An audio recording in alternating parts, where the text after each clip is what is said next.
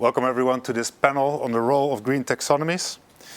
And the role of the green taxonomies in providing a clear framework and defining and measuring green economic activities and investment is important in aligning capital flows with green outcomes and sustainability outcomes and environmental objectives. And have a key role to play in what comes next in the net transition journey. But there are questions. There are no globally aligned frameworks in place yet. Different definitions, different granularities in different frameworks. The objectives are not similar across the global taxonomies that are currently in place and under development. So the panel today focuses on the status quo, on the benefits, on the challenges that we have and the future of the green taxonomies and the role they have to play in our climate transition. My name is Arne Staal. I'm the CEO of FTSE Russell. I work at the London Stock Exchange Group, and it's my pleasure to introduce a very distinguished panel of speakers today. We have real experts with very different perspectives to bring to the panel, in the panel today. First of all, we have Rachel Teo. Rachel is the head of the Futures Unit at GIC. Her team looks at long-term trends and the impact on the portfolio of GIC, one of the largest asset-owned portfolios in the world. And as such is clearly very concerned with green objectives and sustainability questions. We have Nathan Fabian today on the panel. Nathan is the Chief Responsible Investment Officer for the PRI and also the chair of the European Platform on Sustainable Finance.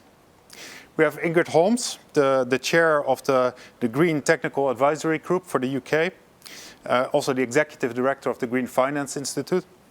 Welcome, Ingrid. And both Nathan and Ingrid are experts at working at the nexus of private and public sectors and have experience with policy setting and very direct experience with green taxonomies and the role of green taxonomies in the bigger framework. And lastly, we have Garrett Quinn, the group's Chief Sustainability Officer from Smurfit Kappa Group, one of the largest paper packaging companies in the world. And Garrett can provide us with a corporate perspective on the role of green taxonomies. So we'll get into the panel without further ado. And I have a question for all of you, an opening question really, hopefully an easy one. Taxonomies could be seen as a somewhat dry and boring topic, an accounting framework really. But could you tell me what you think is the importance of green taxonomies and what role it will have in facilitating the growth of the green economy going forward? Maybe Ingrid, if I could start with you. Absolutely. I mean, complex, yes, but dry and boring, absolutely not. And I think the thing I'd say up front to frame this discussion is taxonomies are a tool, not the tool for helping us shift that 130 trillion into the net zero economy we need to see. I mean, what they're really trying to do is set out a dictionary of the green investments we need to see that will make or break our green economy. It's a dynamic and growing topic because defining these different dictionary definitions of green takes some time. And that's because sustainability isn't straightforward, which is why actually we need this taxonomy in the first place. So we need to be thinking about climate mitigation, but also how do we make investments nature positive? How do we think about social safeguards in that, which is why they're quite complex. But we do need to think about in this taxonomy development process how we balance that need for scientific rigor and real world impact with usability, which I think is the real challenge. Thank you. So a piece of the puzzle, a tool, not the tool. Exactly. So Nathan, could you comment on that and do you have additional views? I do. The reason we need the taxonomy is because not every environmental and social challenge can be perfectly priced, which is how markets have traditionally worked. We need something extra to help us operate markets in the world we now live. Not only that, we need to be able to do it in a comparable way so that we can scale financial market activity at relatively low cost. And so yes, it's a new language, yes, there's some new tools, but ultimately it's something that we need if capital markets are to play a central role in transition. So this is part of the financial market infrastructure going forward. And with cost, I presume you mean also that this will help facilitate cost coming down in terms of channeling flows to green.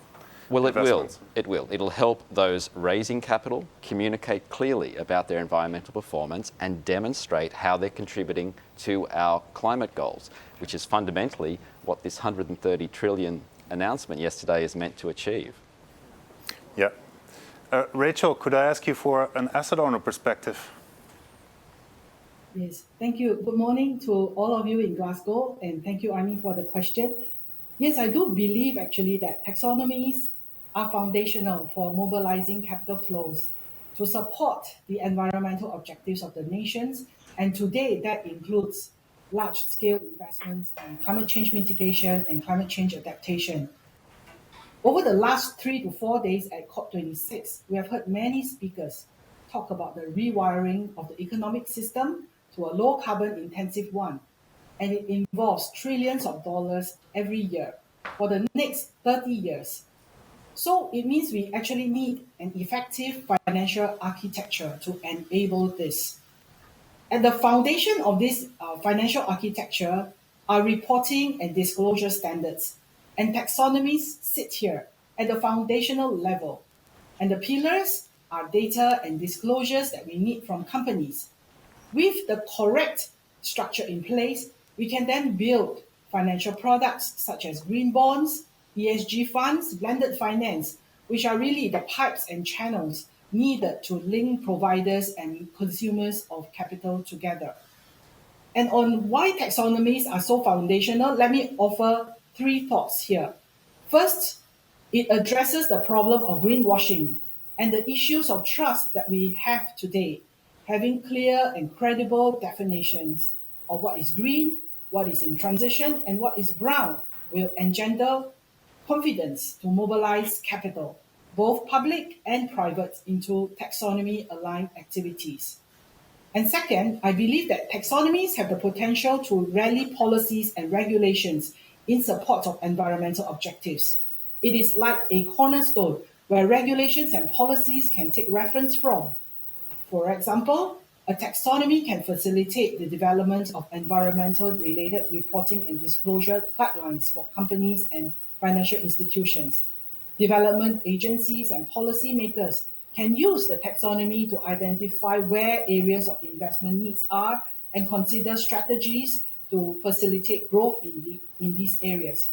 And finally, for investors, it is important because the taxonomy provide a way for us to identify where the green opportunities are. And these are the areas, if they are in the taxonomy, they will attract policy and market support. Thank you. Thank you, Rachel, for that very thorough view. And one thing that you very clearly said, taxonomies as a foundational layer of all of the other mechanisms that have to come in play to underpin the green economy growth. Garrett, could I ask you for a corporate perspective on the same question? Yeah, good morning, everyone. Thanks, Arne. I think a simple answer is yes, but of course, if done properly and if it creates a level playing field across the globe, and critically, which I guess we're all talking about this week, is that it drives effective and sustainable impact. I think we've heard a lot of people talking about, it would be great to have one global taxonomy. And of course, we know that we have a number under development. So I guess from a corporate perspective, there would be a concern that you have multiple jurisdictions coming out with their own taxonomies. From our perspective, I guess, and access to capital, we would be looking at the places like the EU, UK, North America. So we would like high convergence in ideal world for a corporate across those. And I guess when you look at the potential for that, that's the hope, that's the wish. But I guess the reality is that we have what started off as a technical approach becoming increasingly political. So the hope would be that we avoid the potential risk of divergence and the increased complexity and burden that would put on corporates to report across those jurisdictions. Thank you, Garrett. So the fractional nature of current developments clearly a hurdle for corporates. That's very clear. I wanted to bring it back to the asset owner perspective, Rachel. And if I could ask you, one of the key objectives here is, of course, to align capital flows with the growth of the green economy and green activities and other sustainability objectives. Could you give us a view on how green taxonomies underpin decision-making in investment portfolios for asset owners? Thank you. Yeah, let me share some context on how we incorporate sustainability into our investment process. As a long-term global investor, sustainability is really core to our mandate, which is to preserve and enhance the purchasing power of the reserves placed under our management. We believe that companies with good sustainability practices will offer prospects of generating good and better risk-adjusted returns in the long term, and this relationship will strengthen over time as externalities get priced in by markets. Metrics and measurements are therefore very important to us as investors. What we seek to do here is to stay at the frontier of what is available in the industry to help us assess and identify sustainability-related risks and opportunities. So we are watching the development of taxonomies very closely. It is a space that is evolving, and disclosures by companies are only just beginning. However, we are not waiting for disclosures and metrics to be perfect before deploying our capital into sustainable investments. Our investment teams in GIC are already investing in green opportunities and supporting companies in their transition across our portfolios. Our investments are in themes like renewable energy, green hydrogen, carbon capture and storage, electric mobility, sustainable agriculture, and green buildings. Currently, we depend on a combination of green revenue data sets, such as the one that FTSE Russell has, as well as internal assessments to measure our exposures to climate change-related opportunities. Now back to the question of how investment decisions can be potentially affected by the development of taxonomies. I see them contributing in the areas of measurement, engagement, and a signaling effect. On measurement, when taxonomies mature and there's reliable disclosed data, it will significantly improve our ability to size the universe of opportunities and to assess the adequacy of our own exposures. On engagement, one use case is to engage with companies to better understand how their businesses will benefit from contributing to the environmental goals set out in taxonomies. This will be an addition and a balance to the current focus of engagement, which is on reducing risk from carbon emissions. And finally, the signaling effect. The presence of a widely adopted taxonomy by the public, business, and financial sectors signal that the economy has reached a broad consensus on its environmental objectives, as well as the investment activities required. It should then mean that domestic policies and capital will be mobilized in a way that is aligned with the taxonomy. And this should send a very strong signal to investors that interesting opportunities are emerging in areas aligned with the taxonomy. It will attract international attention and capital. Thank you. Thank you, Rachel. And one thing that I personally found very interesting about your thoughts there was that you focus so much on the opportunities that will become clear through transparency in taxonomies and green activities. And I think that's an important angle to keep track of. And I'd like to ask Nathan then actually, given your role as chair of the European Platform of Sustainable Finance, and you work very closely with the PRI, of course, as well. The European Union and their taxonomy, they have been leading in many cases, one of the more mature taxonomies in place. What impact do you see happening already, and what do you think the overall real impact will be on the real economy from the EU taxonomy? Well, substantial, because the EU is investing in establishing this category of tool and financial regulation globally. It takes a large economy to do that, and so we should be thankful to Europe for that investment for the financial system globally. One of the ways we know it's influential globally is because of global capital flows, and the way the Europeans have set up the regulation requires that any financial product issued within Europe must make a taxonomy disclosure. And so this has extraterritorial reach. And so In addition to these financial disclosures, of course, there are corporate disclosure obligations. And these corporate disclosures have supply chain disclosure requirements. And so once again, there is reach globally. And so in addition to Europe investing in establishing how to do this, they're also going to influence taxonomy aligned practice around the world. So we spend a lot of our time on the platform addressing questions from manufacturers in the United States, for example, about how their European-based clients are going to have to disclose and what information they may need to provide to them. So this is becoming a pervasive reform. Pervasive. And the network effects that you point out, obviously very relevant to the UK as well. And Ingrid, I wanted to ask you, we have a lot of focus on green finance from regulators in the UK currently. And there's work ongoing on a UK-specific green taxonomy. What necessity and what realistic perspective do you see for alignment of UK taxonomies and practices with the European Union and other global developments? It's a really important question, Arne. So the expectation is the UK taxonomy will apply in the first instance to UK equities. It may go further. That's sort of under review. But if you look at the UK asset management industry, only 25% of those equities are UK invested. So the international story is really important. We've actually started to look at this.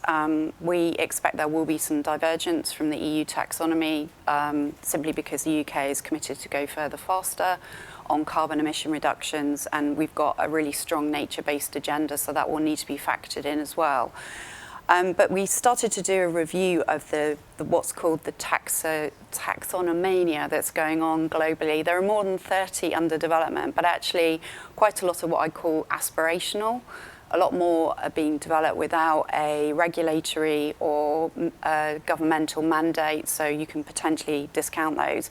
And of the remaining ones, lots of them, as Nathan said, are being based on the EU taxonomy.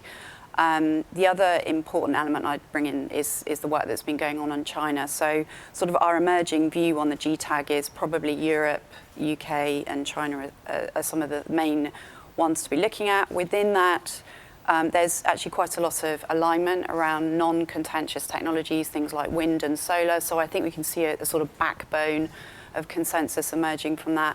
And there's loads of opportunities actually to build on the best that's been developed elsewhere. So, for example, in Chile, the mining sector is really important. So potentially there's elements we could lift. Similarly, Bangladesh is thinking about resilience and the role of mangroves. So this has the potential to become, I think, a really interesting global conversation, not about how we sit in our corners developing our own definitions, but how we work together to build consensus in this really detailed manner through our collective green dictionaries. Yeah, so very interesting point, that question of alignment, but you still speak about differences between different approaches, different objectives in different regions and countries, of course, as well. And you spoke about taxonomania and the differences in different approaches. And Rachel, I was wondering if you could give us a perspective from the Asian region and perhaps in particular from Singapore. How do you see the development of taxonomies in Asia and the alignment with other global approaches? Yes, indeed, I can, given my involvement as a member of the Singapore Green Finance Industry Task Force work group that is working on the taxonomy for Singapore. And the taxonomy is meant to be used by Singapore-based financial institutions, but operating and financing activities in Southeast Asia. In the consultation paper of the Singapore taxonomy, we said that it was important that our taxonomy will be comparable to those that are being developed by other countries. And as a start, we used the EU's taxonomy indeed as the key reference and benchmark because it was the most advanced and detailed taxonomy globally. We didn't see there was a need, right, to reinvent the wheel. So in particular, we adopted the broad structure of the EU taxonomy. And for activities that are clearly green, it was not difficult to refer to the EU's definitions and calibrations. But one key area where we departed from the EU's framework is the inclusion of transition activities, as Mr. Ravi Menon, the Managing Director of the MES, said just now in his speech. And this is important for the region, given that we are at different levels of decarbonization amongst the Southeast Asian economies. And this feature of including transition activities is not inconsistent with developments that we are seeing in Japan and Canada, which are designing transition taxonomies. And for Singapore, the unique feature that we have is the traffic light system, where we have a criteria to define which activities are green, which are in transition, which is yellow, or brown, which will be labeled red. And this traffic light system is an important feature that will allow the Singapore taxonomy to map to both green and transition taxonomies being developed internationally. And as investors looking and observing the emergence of many taxonomies and reporting standards, it is important we see a harmonization of taxonomies globally if we want them to be widely adopted. Investors and companies will struggle, and are concerned about having to report to different sets of rules and standards. But encouraging comparability doesn't mean countries need to adopt similar standards and thresholds for environmental performance. My view, similar to many other speakers, is that we should consider differentiated approaches and pathways that countries have chosen to decarbonize their economies. So currently, we have a set of science-based decarbonization pathways for different sectors, but it may not be practical to apply them to the region or local level. And the question we need to ask ourselves is, do we want to fund the companies to start on their journey to improve energy and carbon efficiency, or do we wait until they can meet stringent global standards before we do so? So I think it will be very helpful in taxonomies development to have granular, science-based decarbonization pathways developed for local economies based on their national commitments, which also takes into account their economic structure and starting points for decarbonization. But for credibility, these pathways should have the ambition to converge to global standards over time. Thank you. Thank you, Rachel. And both Ingrid and yourself have now spoken about differences in taxonomies, but I don't get a sense of concern from you in that will be a problem. And there's a lot of talk about interoperability between taxonomies at the moment. And I wanted to ask you, Nathan, with all of your experience there, what do you think that means, and why do you think we should not be concerned, or perhaps we should be concerned about interoperability? Yeah, I don't think we need to be too concerned as long as we have clear environmental goals, we have classification systems for economic activities, and we have clear performance metrics. Now, if every system uses that framework, we have a chance at interoperability because it will be transparent to markets how the differences are being represented. I can put those two systems next to each other and I can make my own judgment.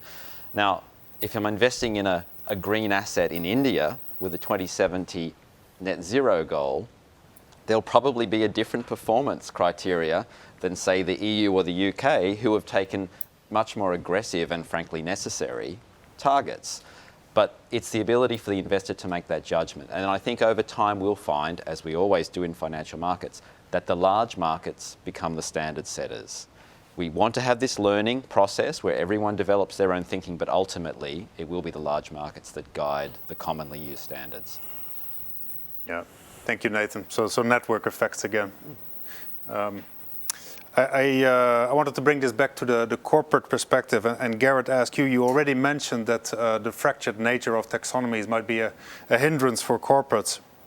But what challenges do you see, and what benefits do you see in that interoperability and more global standardization for consumers of capital like yourself?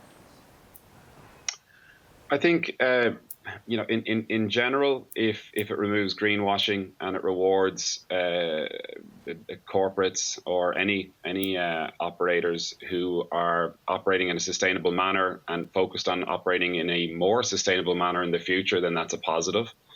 If it drives unnecessary reporting, incremental reporting, the jurisdictional challenges that I mentioned at the start of this seminar, I think that wouldn't be a good thing. I think there would be a concern over, the compliance disclosure aspect, how it's verified, and I guess how that potentially conflicts with commercial focus from capital market participants. So people who will naturally want to have, if it's a corporate, wants to have the highest alignment possible. If it's an investment manager who wants to have funds with the highest alignment possible. And then how do you ensure that in the short term, that is being reported in a consistent and an assured manner, which you mentioned earlier. But I think in general, it's a positive. And from a corporate perspective, once it doesn't drive unnecessary incremental reporting. Yes, thank you. So the need for verification and the underlying data and transparency, I guess, is what you're pointing at there in terms of the need that you have as a corporate to adhere to all those taxonomies. I was curious also, your investors and your shareholders, what interaction do you have with them? What are they asking for? I think specific to taxonomies, I would say from an equity perspective, there's been limited interaction specific to, can you talk to us about your taxonomy alignment? I would say we've probably got more recent experience from a debt perspective, where in September we raised 1 billion euros in debt, and successfully so with at record low coupons for our credit rating. When we did have debt investors asking on that call, how do you see yourselves from a EU taxonomy alignment? So I guess from our perspective, our core business activity is currently not covered, but what we were able to point investors to is how we feel we're extremely well positioned as these classification systems developed, and probably within the transition to a circular economy. We've seen how the existing EU classification system for transition to a circular economy has our business extremely well positioned. And I guess we're one of the largest recyclers of post-consumer material in Europe. So I guess that, along with laterally the draft food and beverage business activities, look like we're in a good place. And as I said, thankfully, when we went to the market, it was oversubscribed by 7 times, record low coupon.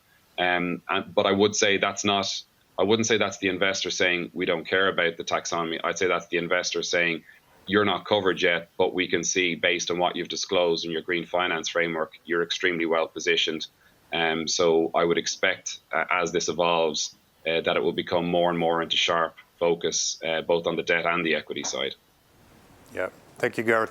And one thing that's clear from the conversation so far is that there's a lot in motion here. This is very dynamic. This is not mature yet. A lot under development.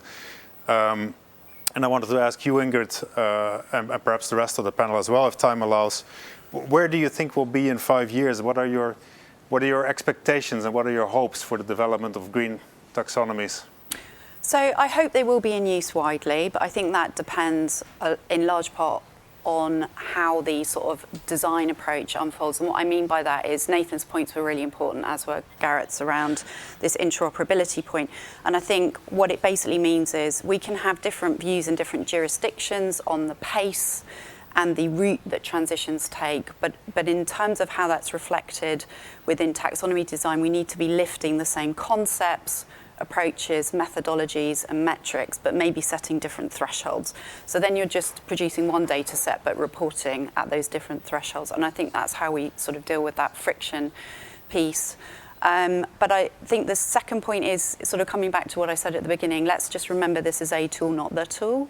That transition plan that we hope all companies, all financial institutions will be producing is all important. Taxonomy alignment is part of that. But so too is your governance arrangements, agreements on science-based targets, et cetera, et cetera, et cetera. So let's just remember to keep this in that broader context. So again, a tool, not the tool, but you do see it as a key Absolutely. Foundational piece. Really key. Thank you. And Nathan, do you have other perspectives on the same question? Yes, so in 5 years, all investors and all companies need to know the proportion of their earnings that are aligned with our climate goals, and they need to know their CapEx plans and their future investments that will help them align in future. That's really all that matters here on the environmental and sustainability performance side. Of course, we want them to make a return as well at the same time, but this piece is key. So those metrics, in 5 years, we'll all be doing it. So again, taxonomies as a foundational piece to the bigger questions that we face and the challenges that we face. Rachel, could you give us an additional view on where you think taxonomies will be in 5 years, and how do you think they will have impacted the asset owner community? Well, first, I hope that the problems of greenwashing will be behind us. And second, I hope that taxonomies, even if they are different in the various jurisdictions, will be working effectively towards the common goal, which is to mobilize the trillions of dollars of capital that we need, especially in emerging markets, to reduce emissions and improve climate resilience. And finally, I hope to be able to see that we will also have social taxonomies so that we incorporate considerations for a just society and widespread economic prosperity. Thank you. Very clear. And perhaps lastly, if I could ask Garrett for his perspective from the corporates, where do you think the impact of taxonomies will be in 5 years for firms like yourself? Well, my hope would be streamlined reporting, and my wish. And I think based on this panel and the previous panel, I think as assurance and verification comes further down the tracks, we're going to see the companies that are genuine about their efforts to be more sustainable is reflected appropriately in 5 years' time, and those that aren't, I guess, the opposite applies. Thank you, Garrett. I'd like to thank the panel for their insights and their thoughts. I thought that was very deep and thoughtful. To sum it up, a tool, not the tool, but foundational to everything that comes next. So thank you very much for your contributions to that. I enjoyed the discussion. Thank you.